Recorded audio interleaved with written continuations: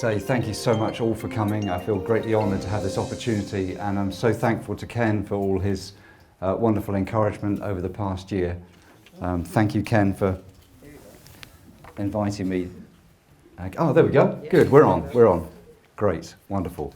So this is the question that we're going to look at this evening. Does Yom always mean day? Is this something that you've ever thought about before? Is it something that you've... No? No? Some people say, well, who cares? I mean, if God decided to create the universe over billions of years, well, that would be entirely up to God and it wouldn't really matter, would it? But if he said that he created the universe in a certain time frame, then it does matter because he said so. Some people might, right off the bat, initially, they might say, well, can't we just stick with English? Well, no, because Hebrew and English are not identical. It's a little bit like those children's toys where you have to fit the right shape through the right hole. And you can get a bit of an overlap often between Hebrew and English, but you can't always get an exact overlap. So sometimes you're trying to stuff a Hebrew word into an English meaning, and either it just won't go in because it's too big, or it's too small, and it just drops straight in. But either way, it's important to understand that Hebrew and English don't always have an exact match. So when it comes to the word day, if you were to look in an Oxford English dictionary, you would find something like this. Day can mean daylight period, or it can mean a full cycle, 24 hours, or it can mean a long period. That's what the Oxford English Dictionary will tell you.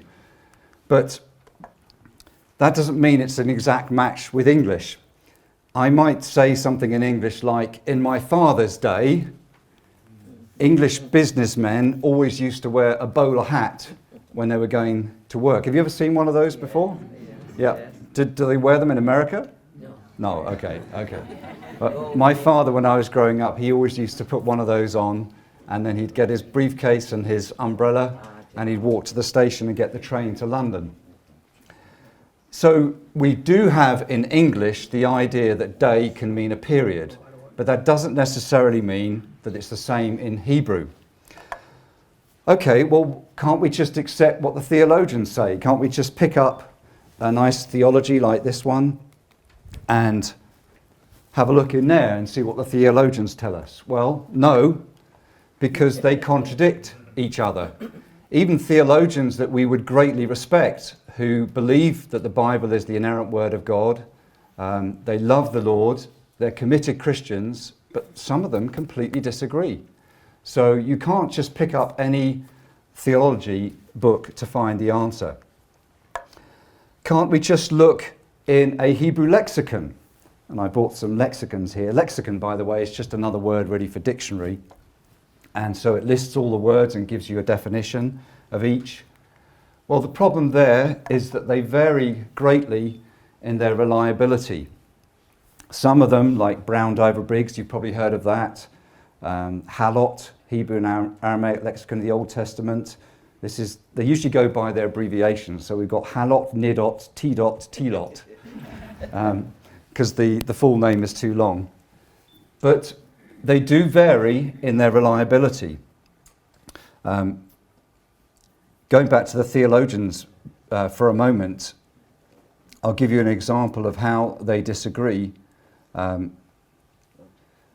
Grudem, who I'm sure you've heard of, he says, it's clearly the case that the original readers of Genesis 1 knew that the word day could mean a long period of time.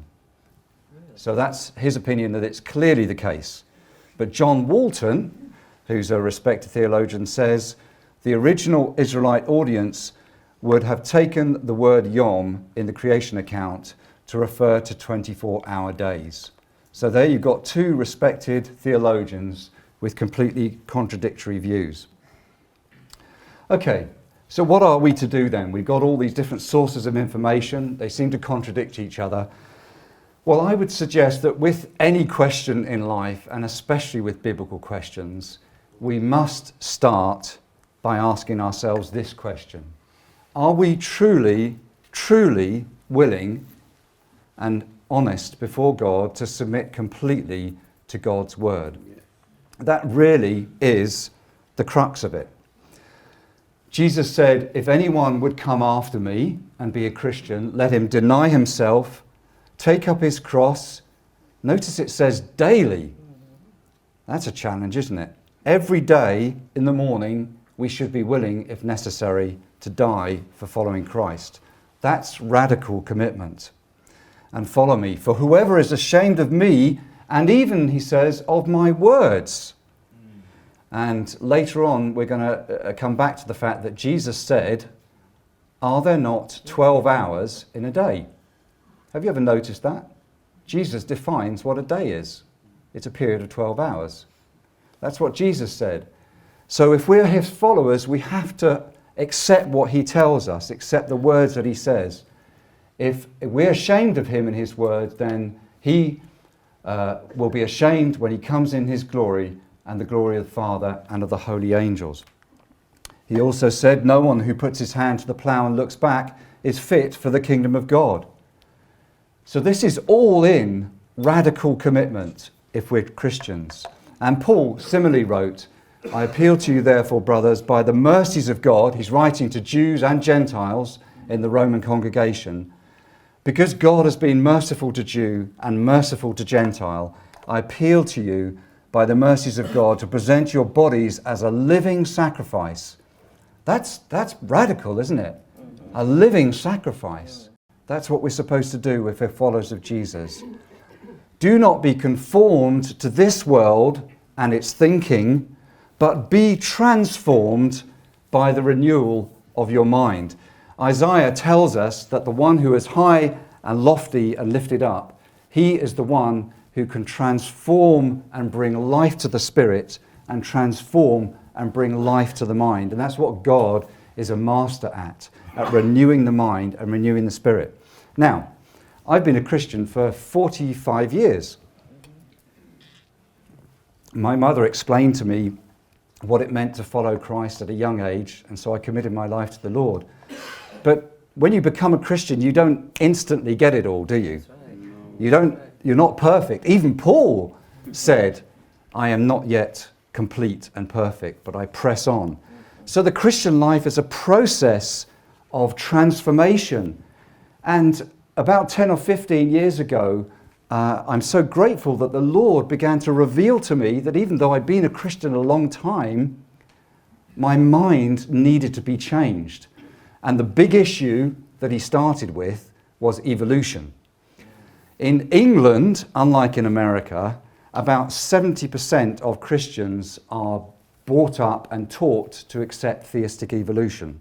Now that may be shocking to you in America, because in America you have very strong Bible-believing churches, and there are good Christians in England, but most of us grew up being taught God created the world through evolution, it's fine, it fits with your faith, just forget about it and move on. I had a biology teacher at school, and she taught me evolution, and she said, this is fine, it fits with the Bible. And I didn't get any teaching in church. So it wasn't until about 10 or 15 years ago that I was sitting at my desk at lunch hour, browsing through one of these magazines. Anybody heard of Christian book distributors? They're good, aren't they? They're like Amazon, but Christian.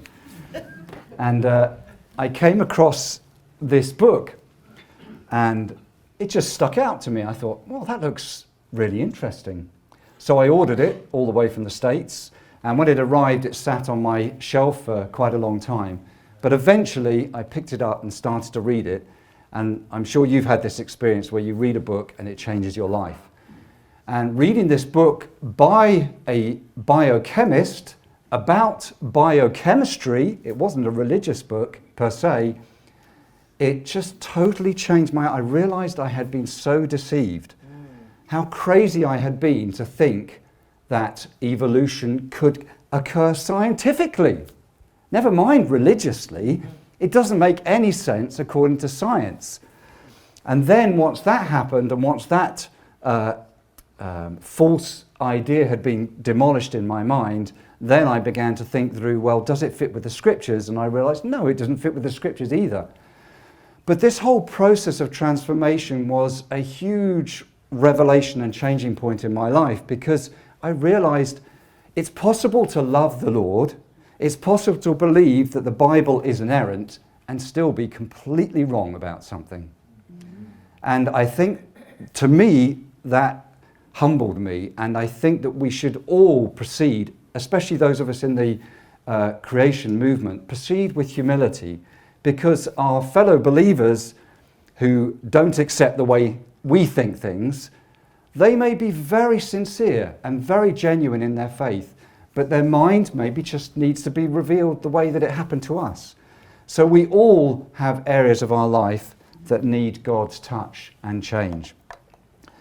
So it began a process of great transformation in our life. We started to home educate. We taught our children about creation. Then in 2009, we brought the whole family to the States to visit our friends, and we came across America to the Creation Museum, which had just opened in 2007. How many have been to the Creation Museum? Oh, lots. Yeah, wonderful. And the Ark Encounter? Yeah. Oh, yeah. Great. So we actually went 3 times from England before we moved here, so that's not bad, is it? You can tell what a transformation God had done in us. There's nothing quite so passionate as a convert.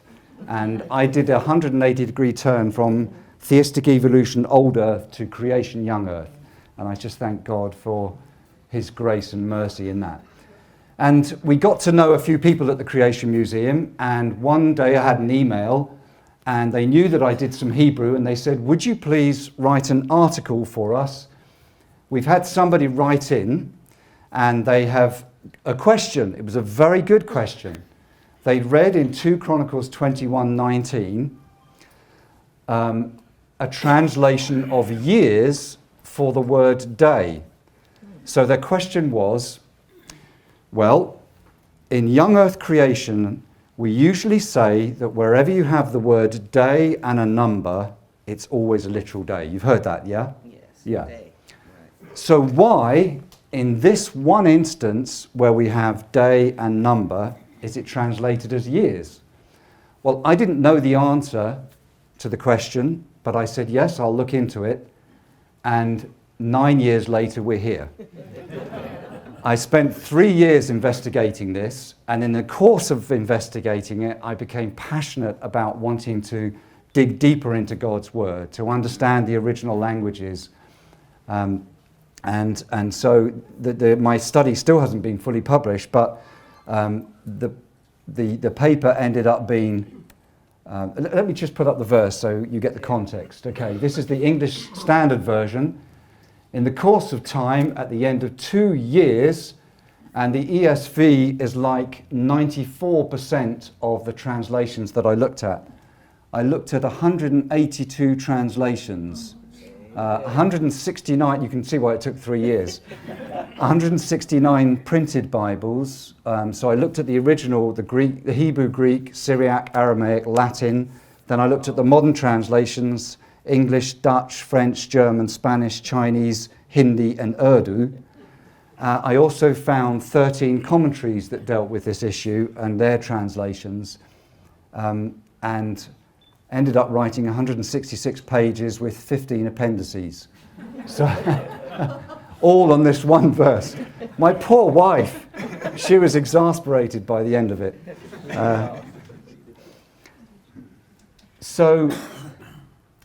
This is about King Jehoram. He was a wicked king, and God punished him with this disease. So this is what, for those of you who know Hebrew, does anybody read Hebrew? No? Oh, well, we'll have to start Hebrew classes then. So if you've never heard Hebrew, I thought it might be nice to read this for you. So, Wayehi leyamim miyamim, ucha'eith tseith hakates, leyamim shenayim, yatsu'u me'au, in cholyo, wayamoth, bathachaluim ra'im. Sounds nice, doesn't it, Hebrew? I think it sounds nice. So what does that mean? Okay, here's my literal translation. It was for days after days, his illness, And about the time of the going out of the end, for 2 days his innards came out with his illness, and he died in bad or terrible or evil sufferings. So when you see that, doesn't it strike you that the English translation, and many others are the same, they've kind of missed out quite a lot. They kind of summarised quite a bit. And this is one of the things that shocked me as I looked through translation after translation. And I understand it's a very difficult process to translate, but it shocked me that many English translations just chop out whole phrases and words. It really troubled me. And I would say, just as an advert, if you're going to do serious Bible study, always choose the most literal translation you can find. Now, these other paraphrases can be very helpful in addition, but if you only use those, you're in danger of missing out whole words and phrases.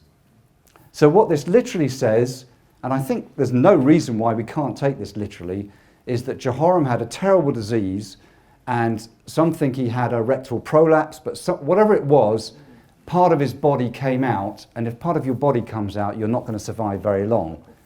So for 2 days, his innards came out, and he died in terrible suffering. I don't think there's any problem with taking the literal translation. This is what the Hebrew says, this is what the Greek says, so where on earth do the years come from? Well, interestingly, the Latin Vulgate has 2 years. So it's all the Latin fault. The Latin Vulgate goes back to about 380. The year Jerome did the Latin Vulgate translation. And that was the preeminent translation in the church for 1,000 years. So for 1,000 years, all Christians knew was the Latin. And so when they read this, they read 2 years. And then the English translations and other translations came along. And my hunch is that they just adopted what the Latin said. And they didn't go back to the Hebrew or Greek. Anyway, that was my thinking. But ultimately, I became more and more convinced that when God says day, he means day, and he always means day. That became my conviction. So I came here and I did a degree in Hebrew, Old Testament with Semitic languages, and my thesis was investigating how scholars' perceptions of the semantic range of Yom, which is just a big way of saying the flexibility of Yom, how their understanding of the flexibility of Yom affected their discussions of the age of the universe. So to be in my study, all a scholar or team of scholars needed to do was to discuss how flexible Yom is and discuss the age of the universe. And I looked at the relationship. And in the last 50 years, I found 40 such scholars who'd done that. And if you're interested, I have copies of my thesis here, and you're welcome to browse them. And in the back, I've got a page for each scholar and colour coordinated their responses. So I'm going to share with you some of the things I found in my thesis. I hope you find it interesting. So if we go back to the beginning, the early years of Christianity, this table was produced by Robert Bradshaw. He did a really good work on the internet, which you can get. It's called Creationism and the Early Church. And he kindly said that I could put this in my thesis. So he did all the hard work investigating what these early church fathers had said. And you can see there's a range of opinion about whether Yom in creation is literal or figurative. But you can see most of those who are clear go with 24 hours. A few say that it's figurative, and look down the bottom. If you can see the bottom, if you can't see the bottom, there's the big one. Augustine of Hippo, St. Augustine, 354 to 430, he felt that a day was too long for God. He felt that it's an insult to say that God took a day. God is so powerful, he must have just done it instantaneously. But the scriptures told us days figuratively so that we could understand. That was what Augustine said. Now he has cast a huge shadow over Christianity over the years. His influence is really strongly felt right to this day. And many modern scholars who don't want to take day literally appeal to Augustine. They say, well, look, Augustine, he's the giant. He's the great theologian of the past. He says it wasn't literal, therefore we feel it shouldn't be literal. But putting Augustine aside for a moment, if we go back before the Enlightenment occurred towards the end, it began towards the end of the 17th century, so late 1600s. Up to that point, almost anyone you asked would say the earth is young. And here's just a selection I got from a book ranging from 3616 BC to nearly 7000 BC. That's where they thought the earth began. This is before the Enlightenment. So what has happened over the last 300 years or so that has so changed people's minds?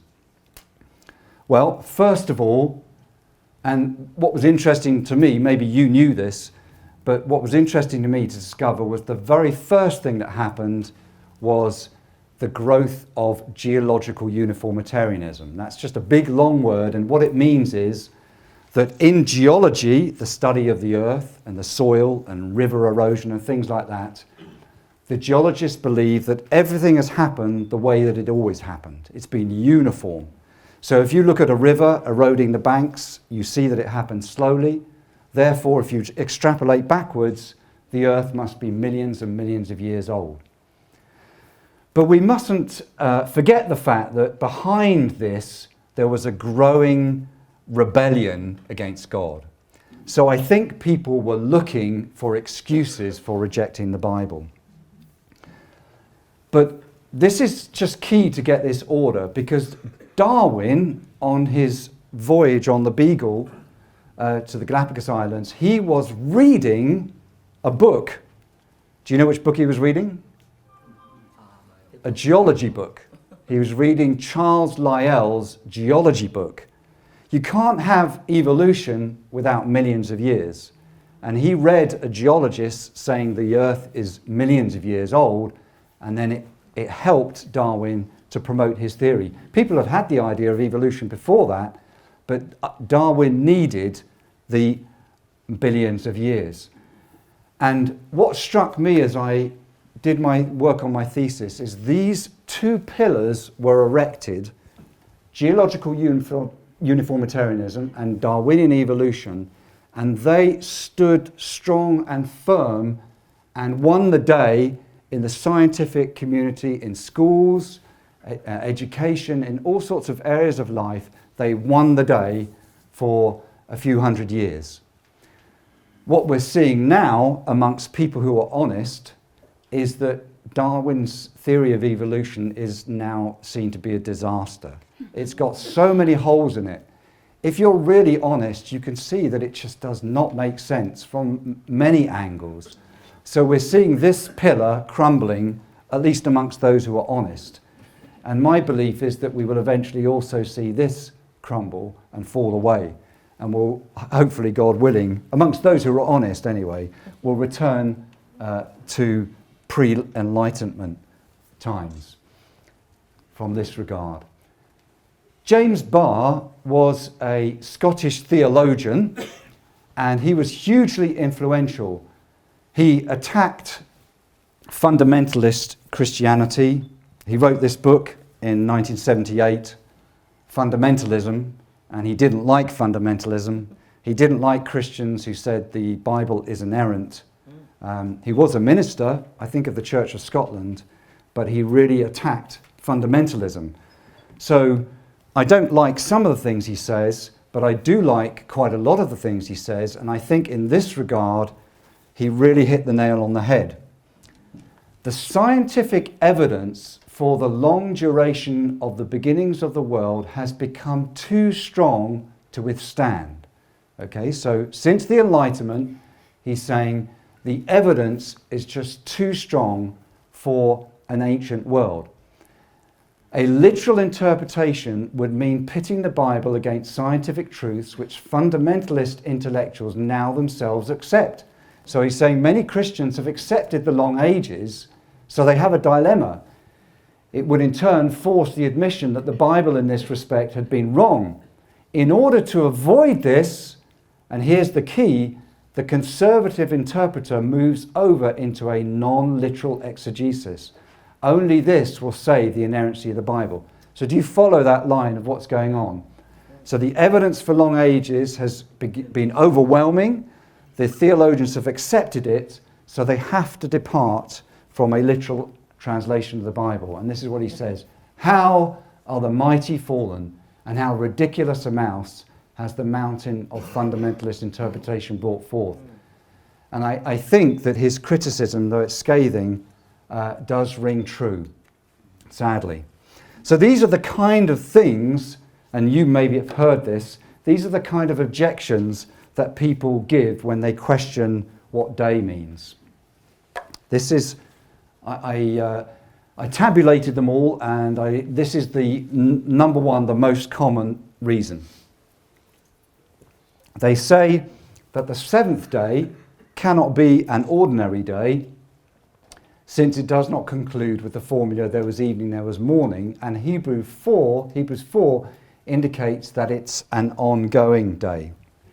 And a few theologians even argue from this and say that because this day hasn't ended, one meaning of day is forever. So they say the word day can mean forever.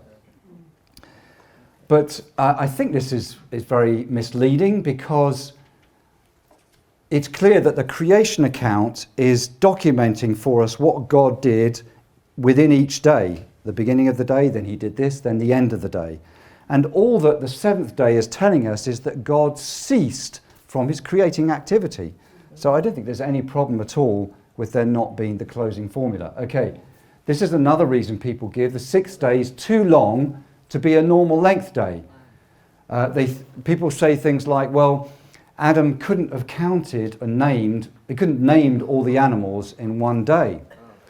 But as you know from your study of Noah's Ark, all that all that Noah needed to take into the ark was one of each kind. Yes, and all that Adam needed to name would be one of each kind.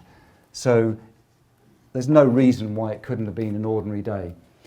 The sun, they say, was not created until the fourth day, so day cannot be literal prior to this. And this is what Augustine himself said, and many modern theologians refer back to it. But God himself, and we'll see this a little bit when we come to look at what God says later, he defines day as the light. He says the light he called day. So there's no reason to pin God down with the rotation of the earth. God defines day as being a period of light. So who are we to judge God or to say that he cannot give a different source of light before the fourth day? And some theologians have pointed out, and I think this is a really good point, is that if God had created the sun on day one, then many people would have worshipped the sun, because many people did worship the sun anyway. By pushing the sun's creation back to day 4, it puts the emphasis on God. He's the source of light, as he will be indeed in Revelation at the very end. We'll have no more sun in the new heaven than the new earth. Okay, the fourth reason I found, people said, and this is very common, Yom is used elsewhere in the Hebrew Bible with a non-literal meaning, including to refer to an indefinitely long period. And these are some of the things that I investigated when I was looking into the Jehoram account, and this is what I'd really like to pursue in a PhD if I get the opportunity. But my studies have shown me so far that I don't think there are any non-literal meanings of day when it refers to a period of time. That's my conviction at this stage. Other people say Yom has 2 or 3 different meanings in the creation account: 12 hours, 24 hours, and 6 days. A lot of people say this, and herein we kind of come to the crux of it, because God himself defines day as 12 hours initially when he says the light he called day and the darkness he called night. And I think that if God says that at the outset, then we have to make that our foundation for understanding everything else that follows. Yeah? So why would we question what God has already so clearly said before we've even got to the end of the same verse, and when we get to the end of the creation account in Genesis 2:4? I think that if we stick with what God says, there is a plausible explanation, and we'll look more at this a little bit later. And then we've already mentioned that key church fathers like Augustine interprets the day figuratively. So now let's look at some of the workarounds that these scholars proposed. So they had this dilemma that the earth, they believe, is very old. So how are they going to fit that in with the Bible? A number of theories. Have you heard of any of these? Have you heard of the dual perspective theory? No. Gerald Schroeder had this idea, and it's the idea that the Bible is correct, it really was 6 literal days, and science is correct, it really is billions of years. Both are true at the same time. It just depends on your perspective, and it's all to do with the relativity of time and the speed of light and things like that. Okay, then you've probably heard of the many gap theories, which were popularized greatly with the Schofield Study Bible. There are a number of theories. The first theory is that there's a gap between Genesis 1 and Genesis 1 and Genesis 2. So that God created the world, then there was this huge gap, and there was a fall of Satan, and the earth became chaotic, and then God kind of recreated. But there are other theories that there are gaps between the days. Okay, the fiat theory is the idea that God gave a command on a day, and then there was a long period of time between the days. So it's a kind of modified gap theory.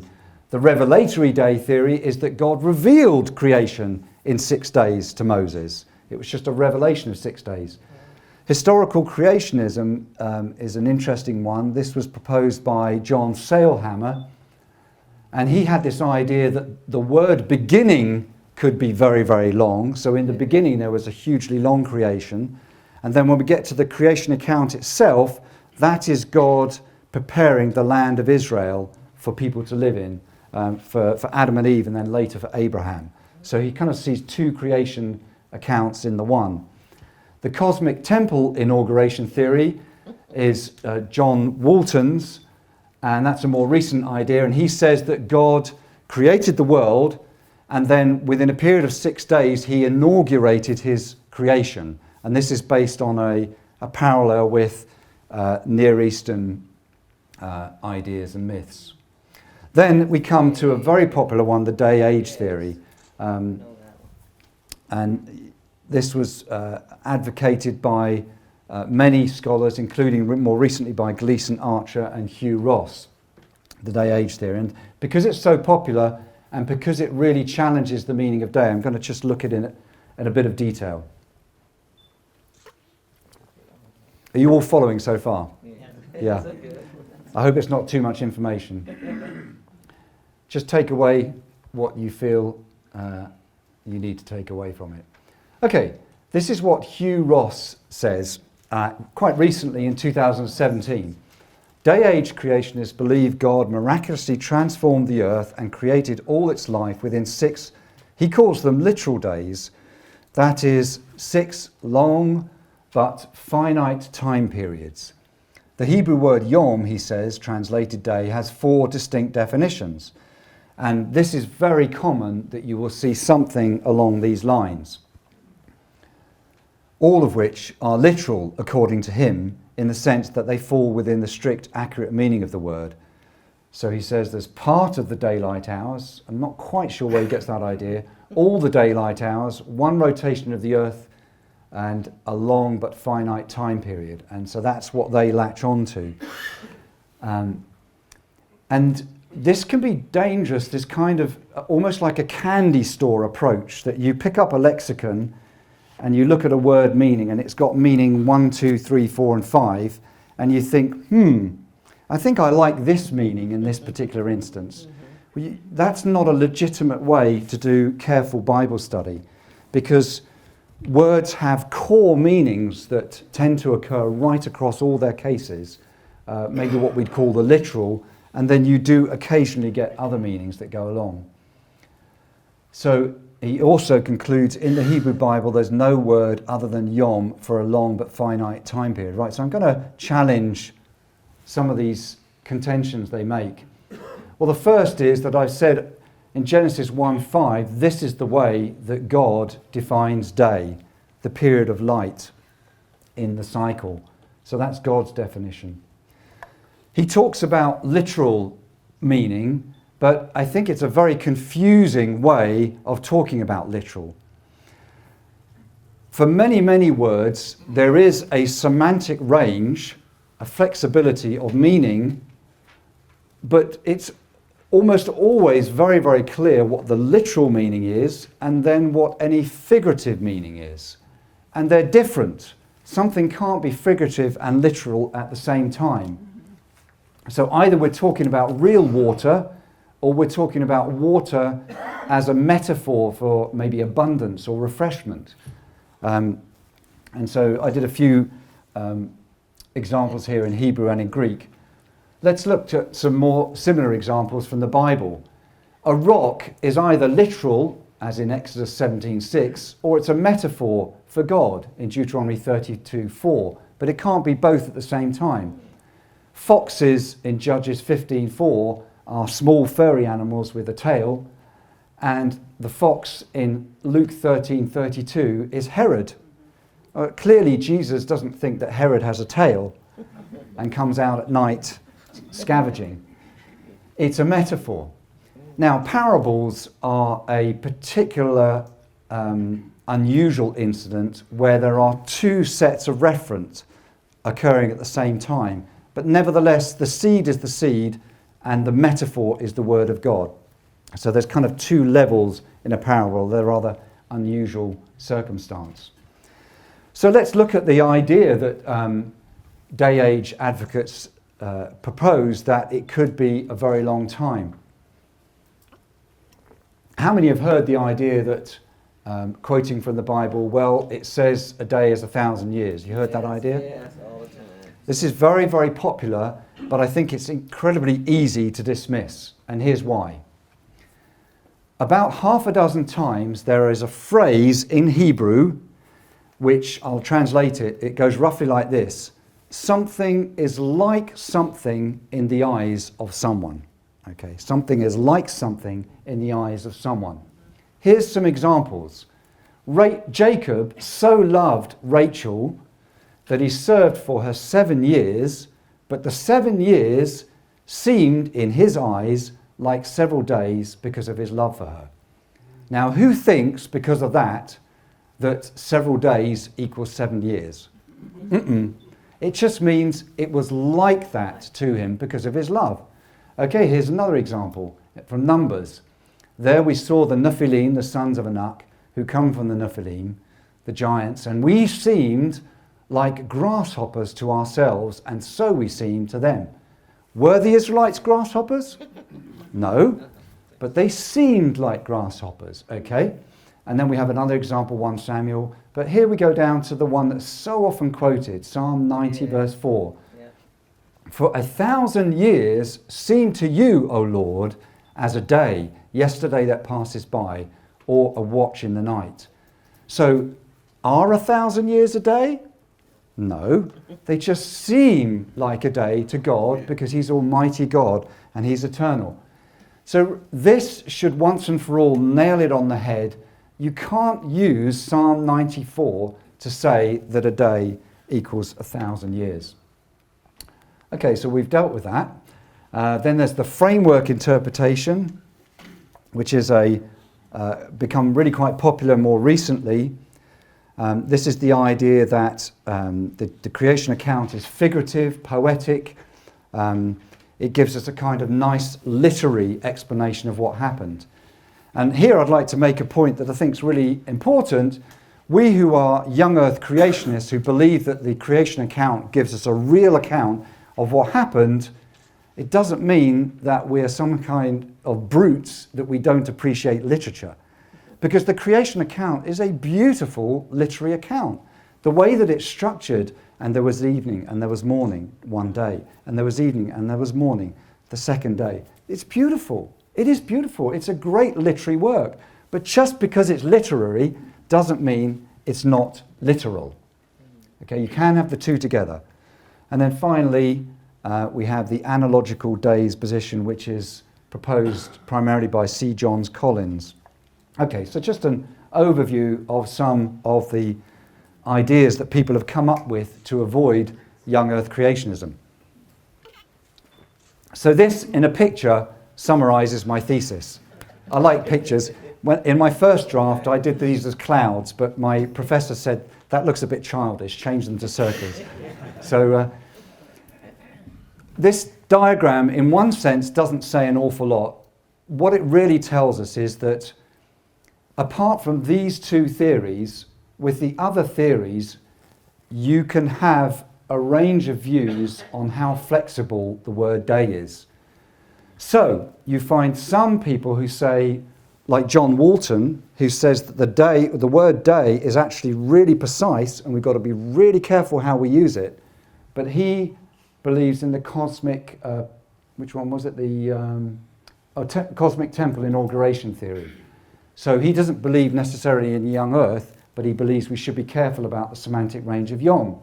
Other people, I found several young earth creationists who say, well, clearly the word day can mean a lot of things, but it's just that in the creation account, we don't believe it does. My growing contention, and this is what I'd really like to pursue with a PhD, is I have come to believe that the semantic range of yom is incredibly narrow. And why am I so confident? Because God told us in Genesis 1:5, he called the light day, and Jesus said, are there not 12 hours in a day? I'm getting ahead of myself a bit. We'll come to look at what God said a bit more detail later on. Okay, could there have been a gap before verse 3? Could day one start after the beginning? And this is a real question. We know that we have the genealogies in the Bible, so we can follow from creation through Adam, through the biblical genealogies to Christ, and up to modern history. And of course, in Luke's gospel, it goes all the way back to the son of Adam, the son of God. So there's no break in it. But some people would say, well, maybe there was a gap between the beginning and between six-day creation. Okay, let's look at that idea. I looked in the Leningrad Codex of the Hebrew Bible. This is the oldest full manuscript of the Hebrew Bible until 1947. It was the oldest, dated to 1008. And this is what you find. Okay, Hebrew goes right to left. I should be using my pointer, but oh well. So this is Genesis 1. Bereshit bara Elohim eith hashamayim wa eith haaretz. Now look at the paragraph. Here is the end of the paragraph. They leave the Masoretes, the Hebrew scribes, left a gap. Yom echad, one day. Second paragraph, Yom Sheni, a second day. Yom Shlishi, a third day. Yom Revi'i, a fourth day. Yom Chamishi, a fifth day. And Yom Hashishi, the sixth day. So the Masoretes saw the creation account as chopped into days. Day one includes the very beginning. Okay? This is significant. So I showed it to my professor and he said, yep, that's all very well, but this is dated to 1000. So, how do we know that that's authentically biblical? So then I looked in the Dead Sea Scrolls and I found this dated to about 150 BC. So this is before Jesus. The scribes were already putting the creation account into paragraphs. This is the beginning, this is one day, this is day two. So it's a bit broken up. But what this means is that even before the time of Jesus, the scribes divided the creation account into the days, which tells me that they felt that day one included the beginning. There was no gap there. Because if you look in modern translations, you will often find a paragraph break between verse 2 and verse 3. So they see that as a break. But what I'm proposing here is, according to the Masoretes, there's no break at all. Day one includes verses 1 through 5. Okay, let's now do the really important task of turning to what God says. God called the light Yom and the darkness he called night. And really, that should be the end of it. We shouldn't really need to go any further. And Jesus said in John 11, verse 9, "Are there not 12 hours in the day?" So Jesus perfectly affirmed what God had said. So maybe there's one thing that will be new to you tonight, and that is, I would not call myself a 24-hour day creationist. I'd actually call myself a light time day period or 12-hour creationist. I don't believe, according to the Bible, that a day is 24 hours. I believe it's actually 12 hours. It's the light period of the day. Now, immediately, people will come back and say, well, in Genesis 1:5b, it says there was evening and there was morning, one day. Clearly, that's 24 hours. But I think what seems clear to me is that we are to count the daylight part, but the nighttime part we don't count. So if we have a day and a night, we've had one day. If we have a day, a night, and a day and a night, we've had 2 days. If we have day, night, day, night, day, night, we've had 3 days. We've had 3 periods of daylight. The emphasis is not on the 24 hours. The emphasis is on how many periods of daylight we've had. Now you may say, well, where's the proof? Okay, if we go to the New Testament, Mark's Gospel says that Jesus was tempted for a period of 40 days. Matthew 4:2 says 40 days and 40 nights. Are they different? No, they're exactly the same. It's just 40 days and nights means 40 days, 40 periods of daylight. D.A. Carson is a well-known theologian, scholar at Trinity, and this is what he wrote in his commentary on the Gospel of John. Counting the hours from midnight to noon and noon until midnight is alleged to be the Roman system, unlike the Jewish system, which counts from sunrise to sunset, roughly 6 a.m. to 6 p.m. But the evidence in support of a Roman system for counting hours turns out to be unconvincing. The primary support is from Pliny the Elder, but all he says is that the Roman priests and authorities, like the Egyptians, counted the official day, the civil day, from midnight to midnight. Useful information in leases and other documents that expire at day's end. And here's the critical thing. Nowhere does Pliny the Elder suggest that any of his contemporaries count the hours of a day from midnight. Indeed, he says that the common people everywhere think of the day running from dawn to dark. Jews, Romans, and others divided the daylight day into 12 hours. Now, until quite recently, you and I may have been accustomed to the idea that we've heard that Jews reckon a day starting from the evening to the evening. But what I discovered in my studies is that this is a relatively late practice. In the Old Testament biblical period, up to New Testament times, they saw a day as sunrise to sunset. But increasingly, as the Jews would prepare for a feast, say for example it's an agricultural festival, you down tools at the end sunset on one evening, and then you'd start to prepare for the feast that would begin the next day. So increasingly they started to bring in this practice around or after Jesus' time of reckoning a day from evening to evening. But until this period, according to Carson and Pliny the Elder, and according to other works I read, a day was reckoned as sunrise to sunset. Interesting. Okay. Now here's another thing which gives me confidence in this whole issue. God tells us why one of the main purposes that he set the heavenly bodies in place. Let there be lights in the expanse of the heavens, and let them be for signs, for seasons, for days and years. So, Almighty God has created the world. Almost one of the first things he said is light is Yom, and then he tells us that the regular ordering of things is there so that we can count days and years. Do you think that we worship a God who would make things confusing? No, I don't think that's in his character. If he said this and he said this, we can be pretty sure that day means day and year means year. So when it says that Christ will return and reign on the earth for 1,000 years, I believe it's 1,000 years. It's not something figurative, it's something real. Wonderful thing to look forward to. Found this interesting passage in Jeremiah. Never really thought how this connects, but it connects to the issue we're talking about. The word of Jehovah, Yehovah, came to Jeremiah. Thus has Yehovah said, if you can break my covenant with the day, remember what we've just read in Genesis 1:14, that it's there for the counting of days and years. If you can break my covenant with the day and my covenant with the night, so that the day and night will not come at their appointed time, then such and such and such and such, which obviously will not happen because God will not break his covenant. And he goes on to say, if I have not established my covenant with Yom and night and the fixed order of heaven and earth, then such and such and such and such, which clearly will not happen because he has established it.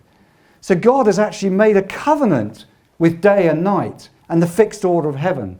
And he's told us that it's there so that we can be confident in counting time. Okay, so then, does Yom always mean day? Well, I've come across perhaps one or two instances where I think it doesn't mean day. I think it is figurative.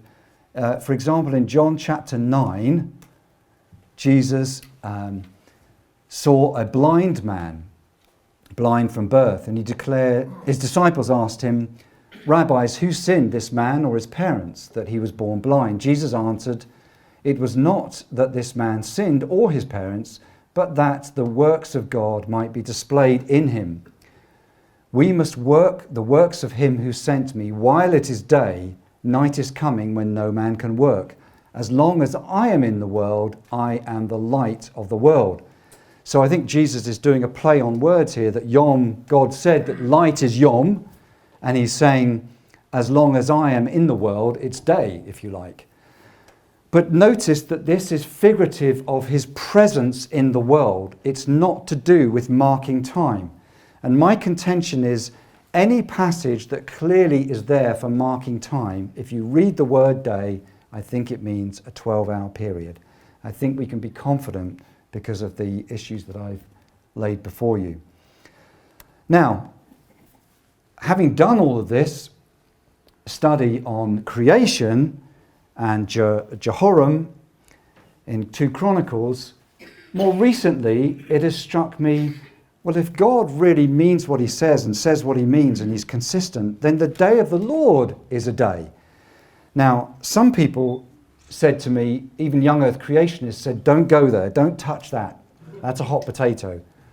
And my professor at Trinity, who I do respect, he strongly disagrees with me on this. And many, many scholars say the day of the Lord is not a day.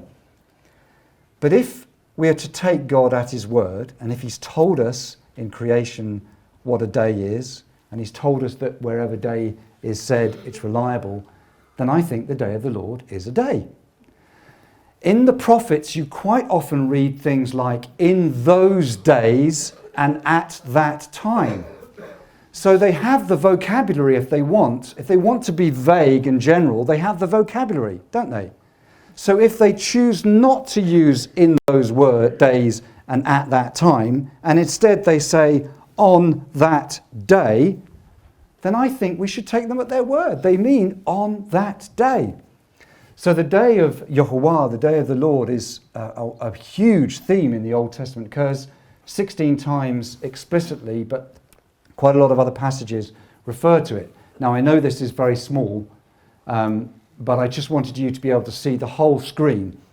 This is Zechariah 14, and if you're interested in doing a study on the literal day of the Lord, then this is a great passage to look at. Right at the outset, it says, behold, a day is coming for Yehovah, for Jehovah. And right at the end, it finishes on that day. Sorry, something's happened with the text here, but 7 times we have on that day, on that day, on that day, on that day, on that day, on that day. Do you get the idea? On that day. Okay? A day is coming for the Lord, and all these things will happen on that day. Now, it's such a shame that the text has got muddled here, but this says it will be one day, and that's actually the identical phrase used in Genesis 1 verse 5.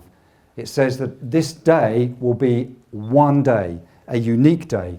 It will be dark in the morning, but it will be light in the evening. And many times when we read in the prophets, it says the day of the Lord is a day of darkness, a day of deep darkness, of great billows of cloud, of God's anger, of God's vengeance being poured out on the world. So if you're on the wrong side of God, the day of the Lord is a terrible, terrible, terrifying day. And Joel says no one could be saved from the day of the Lord unless they call upon the name of the Lord. And that's the good news of the gospel. So notice it begins with on that day, ends with on that day, and beautifully, in original, there were no verse numbers. And so originally, if you divided this passage into the on that day segments, you'd have 7 segments. And the middle segment, I've just grown over the last 4 years in utter awe and admiration for God's word. Because not only is it so meaningful in English translation, but when you start to uncover, you find these amazing patterns. So you've got 7 occurrences of on that day. The middle one has this incredible truth. Jehovah will be or will become king over all the earth on that day, that glorious day. What a wonderful thing to look forward to. So I just need to let this happen slowly. There we go. That's pretty, isn't it?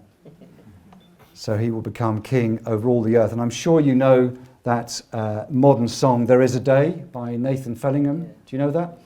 There is a day that all creation's waiting for, a day of freedom and liberation from the earth, for the earth. And on that day, the Lord will come to meet his bride. And when we see him, in an instant we'll be changed. The trumpet sounds, and the dead will then be raised by his power never to perish again. Once only flesh, now clothed with immortality. Death has now been swallowed up in victory. Praise the Lord. Thank you. Thank you.